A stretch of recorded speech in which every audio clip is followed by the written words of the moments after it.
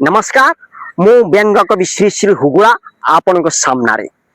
आजिकाली देवी देवता प्रकृति मंदिर में आवेलेबल नहांती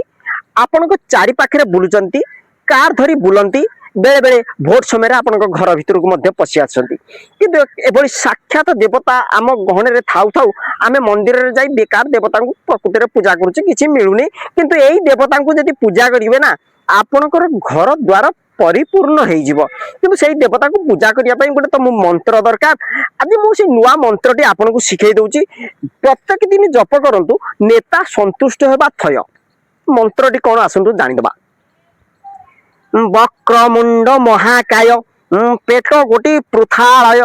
वक्रमुंड महाकाय पेट गोटी पृथालय निर्घातं करति चोरी सर्वगीरेषु सर्वदा धोब फर फरायते नाली बती जलायते धोब फर फरायते नाली बती जलायते मिथ्या प्रतिश्रुति द्यन्ते